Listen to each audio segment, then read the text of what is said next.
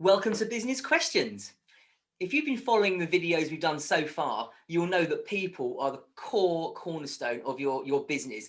They really do make it, and having the right hire is absolutely essential, not only in their quality of their work skills, but also in their personality and making sure they fit into their culture, into the company culture. So therefore, it's really important that you make the best workplace environment you possibly can. So I'm really happy to speak with Emma Robinson today. Emma is the co-owner of Red Diamond Executive Search in Yorkshire.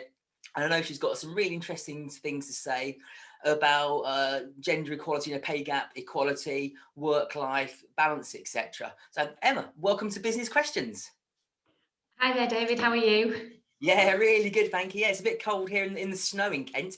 We don't pay these high mortgage rates to have snow. We expect it to be, sunny and 30 degrees every day. But I think we're suffering at the moment. But it's all good. It's all good. So Emma, just perhaps tell me just a little bit about yourself and your company to start with, and then I think it'd be really important actually just to perhaps go straight in and talk about the sort of gender pay gap, because it's a hugely important thing, and I think both sexes should be paid the same money for the same work, and how companies can make sure that's actually happening. Sure. So, hi, I'm Emma Robinson, and I am, as you say, co-owner of Red Diamond Executive Headhunters. Um, we are in our 10th year this year of business, and we set up this company similar times to those that we're experiencing today in the midst of a recession. Um, we are a small boutique executive headhunting firm that work with a variety of customers, from your small SME right through to your multinational PLC, when they need support hiring at the top, which is not a very easy thing to do. Our clients are a range of different people, but we have a number of headhunters that have different specialist areas. Mine happens to be private equity and aviation. And I work with, so the beginning of last year, a lot of my work disappeared rapidly, but I'm pleased to say that's returning now. The thing we're finding is that key people in key senior roles are what are keeping the businesses ticking over, and so our demand has become increased over the last 12 months, and the importance for the right people in the right places is exactly why people are coming to us right now. So managing directors, new finance directors, we're seeing a lot of new roles as well appear, certainly sort of your e-commerce side type roles, because we're doing so much more digitally these days. Therefore, those roles have increased, and people doing a lot more with things like this with Zoom and whatnot. So yeah, so I've been doing my job. I've been headhunting and recruiting for coming up to sort of 18 years now. It's been my entire career. I love what I do, and we think at Red Diamond that we sort of practice what we preach. So what we tell our clients they should be doing, good practice and correct methodologies and ways of working. We also encourage in-house here as well. I mean, just I guess jumping straight into the gender pay gap situation. It's sadly it's not new, David. It's something that's been around forever, and quite frankly, it's pretty disgusting that in the UK, in particular, in this day and age, we've still got huge discrepancies between what men and women are paid. But believe me when I tell you, I do quite a lot of work internationally, so places like China, Singapore, a lot of the emerging markets, and the situation in those places is way worse than anything we're experiencing here in the UK. It doesn't excuse, and we should know better in the developed markets, but we seem to like to save and spend a bit less if we can get away with it, and I think that is a big part of the problem. We also have massive issues as well with women that leave their careers because of family situations, and we don't seem to want to encourage our men to help out, and actually quite a lot of men really do. Yeah. And they'd be really happy to share maternity leave and take a bigger part in the in the bringing up of their children. and there's just been something a little bit non-masculine about doing that in previous years, which I think is a massive shame. So, you know, there's a long way to go, but this is nothing new. I would love to see more women at the top. I would love to place more women. 84% of our hires last year were men. And bearing in mind that our hires are senior management and executive director type level roles, 84%. I would love to see that be a bit more equal, but the reality is it isn't. Well, why is that, do you think? Is that that there aren't the women in the workforce available because they've had children that actually decided I want to be a homekeeper now, or what are the reasons? Yeah, I think it's there's a couple of areas that you can kind of focus in on. Yeah, so women leave their careers at periods in their lives which holds them back somewhat, and there isn't that support when you. I am a mum myself. I have a 3-year-old and an 8-year-old, so I'm very much part of that demographic. I left my job for about 10 minutes to have my children, and quickly returned. But there was an encouragement and there was an appetite for that in my business, and the support that I had around me was incredibly strong. So I'd built that network around me, but that's not the case for lots of people. And I find that in the UK we are hell bent on getting our our caregivers back to work so quickly that they almost go back a little bit begrudgingly, whereas in other countries we're a bit more supportive of the female doing a different job for a period of time and then them re-entering the workplace at the same level as pretty much where they left off, or kind of at an enhanced level, because bringing up children teaches you different values and views, and I guess grounds you a little bit more, and all speak to many women about, and men that have entered into parenthood for the first time. They learn a lot more, but then you then go back into the workplace and you literally have to often start again, and there's a few steps backwards that you've got to take to make a few steps forward. And I think that we could do something about that. Certainly, I think smaller companies are better at it than bigger companies, and encouraging that engagement back into work with some support and some understanding that life's not 9 to 5 anymore. No, absolutely, and I think at the executive level, there's probably many reasons why there are more men statistically in Yes. the workplace than ladies. But if you're talking about in the non-executive positions where perhaps you're paid by the hour as opposed to a salary, I mean, it should be a fundamental thing that women and men are paid the same amount. Are you still finding a disparity in the pay per hour careers? I mean, that's not really my area, so it's not something I probably could home in on too much. But I don't think, I think that, for example, if somebody works in a pay per hour type job, like maybe a supermarket or a shop, that tends to be a very equal platform, and we seem to be better at that sort of thing because it is a bit more, for example, the minimum wage and the living wage and things like that. People know before they go into these jobs what they're getting into. I certainly think, like, sort of, you look at the teaching professions and NHS and that kind of thing, they're all kind of cleverly banded, and you know where you are and you kind of know where you set out. And it becomes a little bit more problematic when you work with entrepreneurial businesses or bigger companies with big matrix systems.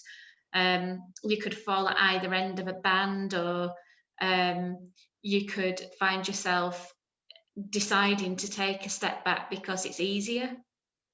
Yeah. And they're the issues I think that we've got real problems with, and that's why we've got such a low number of people in the boardroom. And I have to say, David, I will comment that while I think it's incredibly important that we do something about this, it's also equally important to celebrate the people that have the guys in these big jobs that are doing a really good job, and it's not often their fault that they're then forced into the limelight because somebody else has made a decision not to pay correctly. and it's often not your counterpart that's at fault. It's a much bigger picture, and certainly when you look at the kind of the case that was highlighted not so long ago in the BBC, um, you know, someone was taking real advantage of that situation, and they're the situations that, quite frankly, should be stamped out. Yes, yeah, absolutely. And how do you actually stand? Where does it come from? Because obviously, someone's salary is a confidential matter, so really it's a company board level decision. Does that really start by training the HR directors to make the hires and make sure there's a parity in pay, or how else would you suggest that you achieve more parity? I think, you know, look, I mean, it depends on the company. You know, yeah, if you're lucky enough to have a HR director or people director, for example, that makes sure. I've a wonderful client that unfortunately is confidential, but she's incredible, and she's recently gone into a huge financial services business, and she's made sure that there is an equal platform for men and women. And that is that's at every end of the spectrum, from working from home, from benefits, from salary, and it's about a culture. And if you've got people at the top that are engaged in culture, and not going to be seen as those people that are behaving like a dinosaur, then that makes it makes a big difference. I work with a lot of smaller entrepreneurial businesses who are way ahead of any of our PLCs.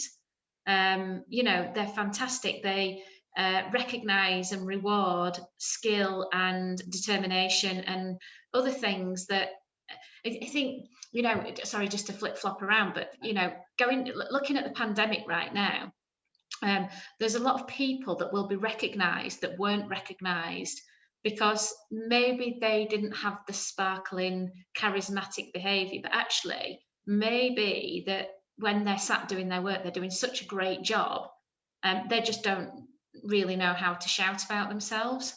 And so results will start to speak for themselves. So I think that that will highlight a lot of inequalities in the workplace per se, not just pay gaps, but everything else as well.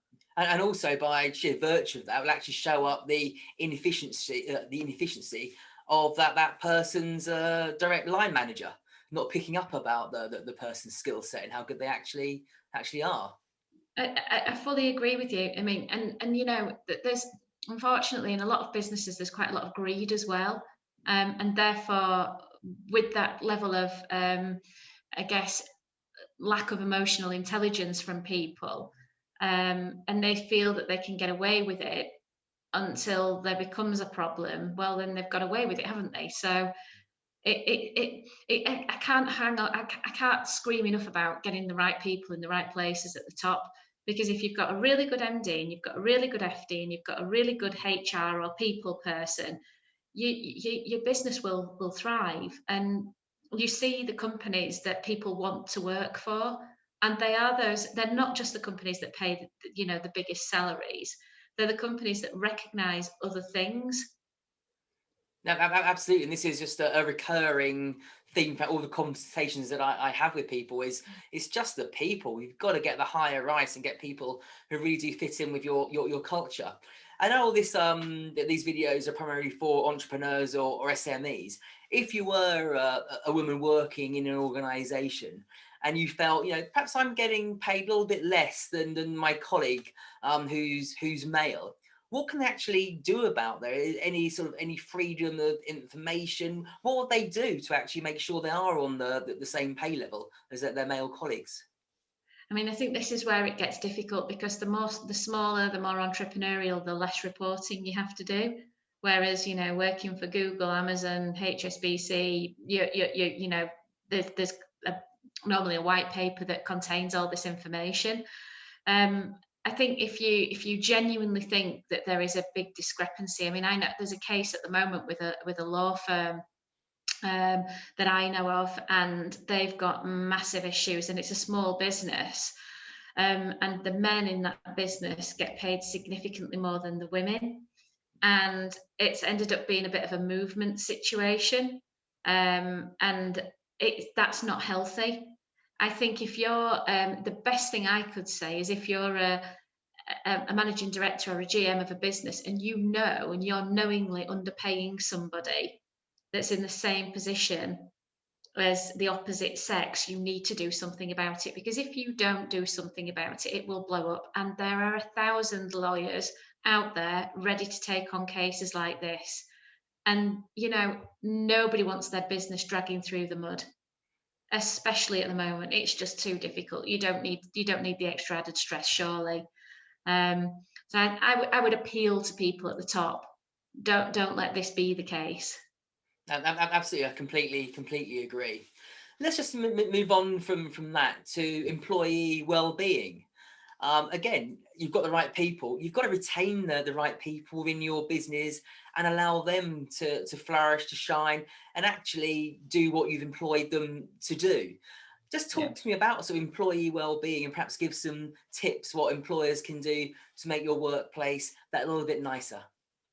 Sure. So I might just give you a little bit of history, actually. I remember, 10 years, just over 10 years ago now, 12 years ago, in fact, I worked, my first international position was I worked in the Middle East. And the business I was working for at the time did a huge recruitment drive. And one of the senior directors in that business sat me down and said, right, okay, Emma, we've got some of the best people coming to join us here from around our business globally. The trick is now we've got to keep them.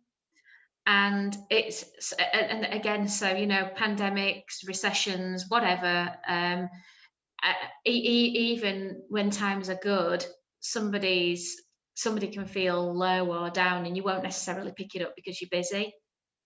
But going back to the days that I mentioned, we brought in 27 people, I think, within about 3 months. Wow. And therefore there was a huge drive on training, development, personal development plans. So group-wide plan, a personal development plan. Now, any entrepreneur sat watching this right now is thinking, oh crikey, she's just about to give me a massive headache and a ton more work to do.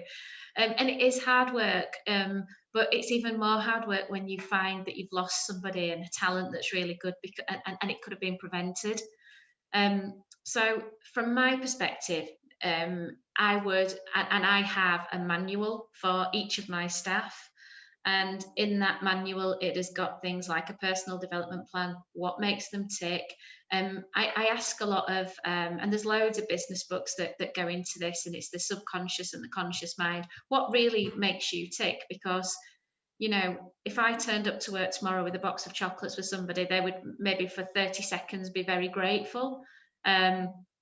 But actually, if I gave that same person Friday afternoon off work because I knew that they got, one of their children was in a play or something like that, that costs my business not a lot, but would make such a big difference to that individual. So I am mindful at the moment, certainly where we're concerned with a lot of businesses, they don't have a load of money to just throw at, wellbeing programs. So there are things you can do, and there are things you can do that get your staff involved. Um, on a Wednesday, I don't know if anybody's familiar with it or yourself, David, but there's something called Wellness Wednesday, which has I'm been not like, so it's been a movement that's, it's one of these.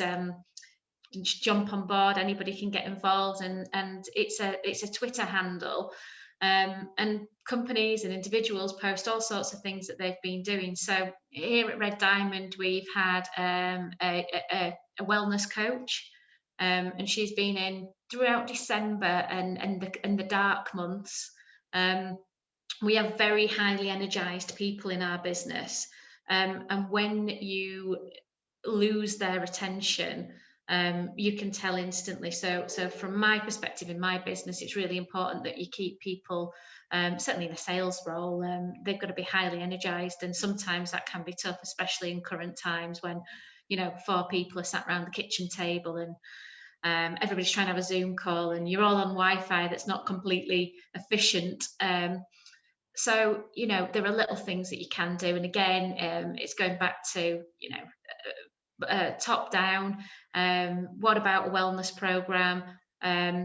what about thinking about people's mental health? Um, Really starting to focus on, you know, and having a relationship with people that's a little bit, perhaps goes a little bit beyond being employee employer, and taking a bit more of an interest, because I think it means a lot more.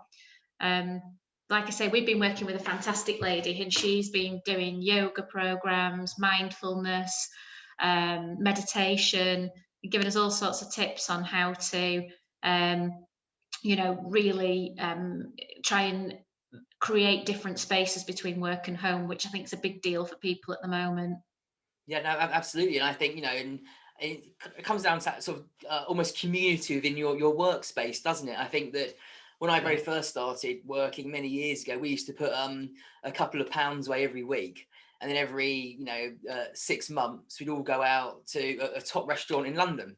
We'd all go Yes, out for lunch, which was fantastic. And then we might have gone out afterwards, etc.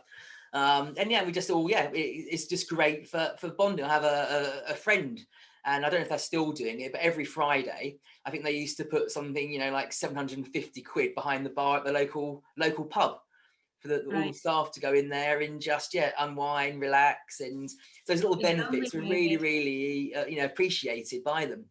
And this Yes. went down so well. And what about, in the companies you deal with, have you seen those that actually invest in their staff, which you'd imagine the PLCs are going to do? They're going to send them on training courses, but perhaps in smaller business, are they investing in their staff? And if so, are they the ones which are really excelling and perhaps having more hires down the line? Yeah, so it's a bit of a mixed bag, really. There are some of our clients have sadly retreated into their shells a little bit, and that's going to have a few dire consequences, I think, moving down the line. They've been frightened to um, spend money, to do things that are a bit different. I mean, as Red Diamond as a business, actually, we were approached at the very beginning of lockdown by 101 training companies offering discounted training, all sorts of things like that. So we got really, stuck into that, and we took advantage of it, and we built a COVID recovery plan, and that was quite exciting for people. And we we're still in the thick of the pandemic at the moment, and it's really tough for people, and I guess we're not seeing the way out as quickly as we hope, but it will end. And so take advantage of what's going on. We not to, I don't mean to plug people too much, but there is we've joined the West Yorkshire Chamber of Commerce, and last week we had to pay, and this week they've got funding for it. So we've been able to join the Chamber of Commerce for free, and that's fantastic, because they do all sorts of employment training, they do employment law seminars, they do a whole plethora of things, and they've adapted to doing that online. And I would hugely encourage people to go and reach out to these resources, because especially they're not expensive, and at the moment some of these things are free. Um, and we've used a variety of training and development companies as well, which, so probably certainly at Red Diamond, once a week somebody's been on some form of training. The other thing as well I will say is that I have a good friend, and she's a psychiatrist, and they found she specialises in working with children and adolescents, and there's a lot of kids that are very down at the moment. And um, now I'm lucky, I've got young children. They're relatively unaffected by all of this, apart from the fact that they're getting a bit tired of they're missing their buddies and that kind of thing. But they're not as susceptible as getting lonely as maybe a teenager would be. And she was saying that one thing we need to be doing is encouraging people to have a Zoom takeaway, a Zoom glass of wine, a Zoom quiz. As bored and as frustrated we are with zooming around, actually, it's really good for us. Yeah. And not just on a Friday night, on a Tuesday, on a Wednesday lunchtime, Zoom into some of your friends, see how they're doing, check in, do a health check with people around you. And that is true. You might not relish the thought of, a Friday night, yet another quiz, but how do you actually feel at the end of it? Yeah. And a lot of people do feel a lot better having had a conversation with somebody that's not someone they live with. Yeah, and I think it's hugely important to my mind. In people who have been furloughed, especially, it's a great opportunity to advance yourself and your knowledge. You know, even people in senior roles always say, if you are, I'm just going to use Tiger Woods as an example. Tiger Woods has a coach. He has a trainer, the best golfer in the world, or he certainly was. And if the best person in the world is taking daily, weekly coaching, shouldn't we, as business people and as an employee, have such a great chance now to be learning? And it could be, if you're in a large organization, phone up your colleague in HR, look, and say, hey, talk to me about HR. Let me learn about what you do. It's just giving you someone else, to talk to. You can learn someone, and you can empathize with their jobs and what they need to do as well. I think that I've been studying so much because so many world leaders are actually on YouTube giving advice for free. Why would you not want to take advantage of that, which can help you progress in your career? There are so many free things, and I know a lot of the big universities have pretty much given away quite a lot of their courses. So, look, if Excel's not your thing, well, why don't you make it your thing in lockdown? I mean, how many of us have got a random musical instrument sat around their house and said, I'm going to learn to play that again, and haven't bothered? And if you were to look back on this time, in the future, what would you have done differently? And I think it's, it's about probing and questioning. And just something I did pick up on there, David, though, one really big thing that I'm very passionate about is that I told you the majority of the people that we place are, 84% men. And those people are at the top of the org chart, and they're the people often looking after the wider business. And I know how it feels to be in quite a lonely position sometimes. And so I often feel that sometimes, certainly, you're looking at a guy who's a chief executive officer of a big company. Remember, those people have got a real tough job to do right now. They've not only got their own family at home to consider, but they've also got, warehouses, logistics, a business to keep going so that everybody's remains in employment. And the male suicide rates and the demographic of ages of male suicides is alarmingly between the ages of 40 and I think 55. And for me, that's a really, really big thing that we need to protect those people. And I know we talk about vulnerable people who probably, at home and lonely and the rest of it, but remember the person in the big job as well that's keeping the ship sailing. Don't be afraid to reach out to your MD and say, how are you doing?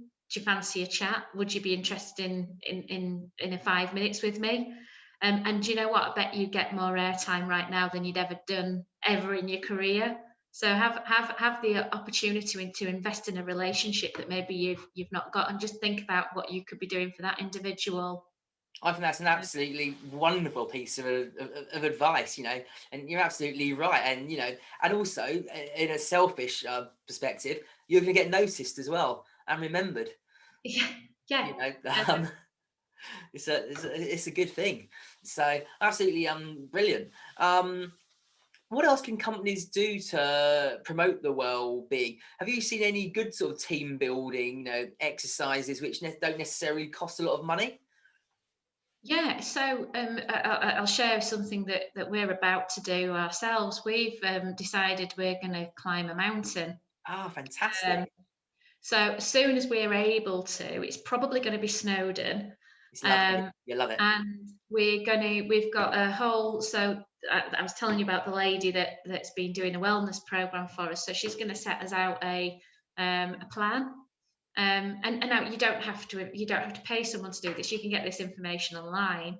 So everybody has got a fitness plan, because obviously you need to be able to get up Snowdon. Now, the beauty of Snowdon is it's actually got a railway, I think, at the side of it. So anybody that falls into any difficulty or struggles, there's some support there. But the idea being, at the end of lockdown, me and my team are going to climb a mountain together.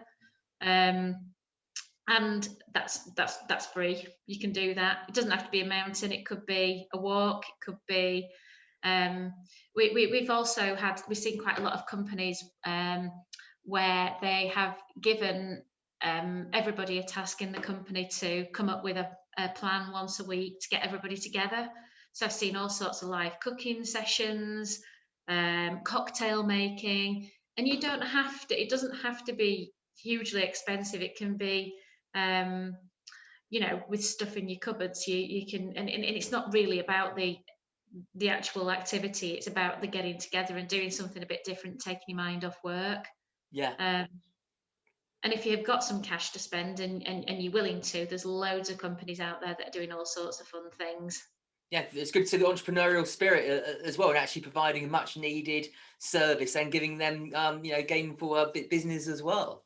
You sort of broached on it there, but what can people do to enhance their work-life balance? And that can be a problem amongst entrepreneurs. Yeah, well, I roll my eyes as you say that, because sometimes I don't know whether it's Sunday, Tuesday, or whatever day it is. What time is it? I think I'm probably not the best person to ask this question to, because I don't know when work starts and finishes, if I'm really honest. What I do, and this is, I'm not trying to deliver parenting tips to people, but I've stopped doing meetings between 5 and 8 o'clock at night. So that's for my children and my family. We eat dinner, my kids have a bath, my children have a book, and it's 5 p.m. and 8 p.m. And most of my clients are really respectful of it. And then the rest of the time, it's the usual chaos. But I think if you can put that time aside, the other thing I've done as well personally is I've made sure that every day I do at least half an hour of exercise. And to start with, it was a struggle, and especially in these dark, that I think our spaces have got closer, haven't they? We've got much less space these days, because, and I don't mean physically where you're working. I mean, you wake up and it's dark, you go to bed and you finish work and it's dark, and then your house has got your house, your home, your gym, and everything that you would normally go out and do, your restaurant, everything is all in your house. So I fully sympathise. I'm sure there's 1,000 people sat there thinking, crikey, yes, but at Sunday lunchtime, can you set your dining room table? Can you put candles on it? Can you make an effort to use your nice crockery, and have as a family, have a Sunday meal together? Yeah, And I think it's those things. And one thing one of my members of staff has done, which I just thought was totally lovely, she went to a florist, bought 10 bunches of daffodils, and her children took them to a couple of people in the community they thought lived on their own, and left them on the doorstep, and did the same for some of the local teachers. that's really nice. And what a lovely thing to do. And I think maybe just invested in a bit of kindness. Yeah, no, And absolutely. if part of your weekly to-do list is, I'm going to do something really kind for someone else, it will make you feel good. And also having mention exercise. I've set the garage up as a home gym. So have I got a set routine? No, because I work for myself, like you. But I certainly make it a routine that every day I'm in there for half an hour to an hour, and I'm training and doing something. And you just need that reset button. And I think work-life balance. I think yesterday, which was a Sunday, I had my first day off this year, because I've set up obviously business questions, and it's just all time consuming. And the interviews are actually the easiest, least time consuming part of it all. It's all the infrastructure and the back end work that goes into that, and then all the editing and transcribing, and it's a never ending list. And as we speak to people, I'm learning things all the time. And I actually thought, I've just got to I've got to shut off It's Sunday, no work today, and it's only my wife and I here. So our son's left home, so we're quite fortunate in that regard. We haven't got any children to entertain or to educate. So, but yeah, I've got to work on that work-life balance. I think it is very, very important, to do that. Just before we wrap up, have you got any other final tips, perhaps, for people who are looking to recruit a member of staff into their team, but haven't used a recruitment agency? They're going to do it in-house. What would you advise them?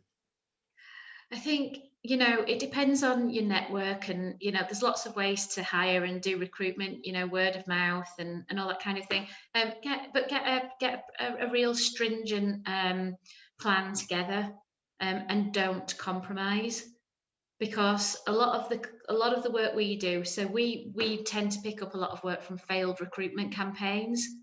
And believe me, failing is not the way to go about this. It's expensive to hire. It's especially expensive to use an executive search business. But the results that you get from it, if it's paying itself back very quickly, it may be worth the investment. It's like with anything. But the best thing, my best advice is have a stringent rule book. This is what we need, and we're not going to compromise until we find that person. And don't just settle because you're in a rush, because it will not work out well. Yeah, great advice. So thank you very, very much indeed for your time. We put your website details down below. Hopefully they should be appearing now. And just, thank you very much indeed. That was really, really good. Thank you, Emma. Thank you for having me.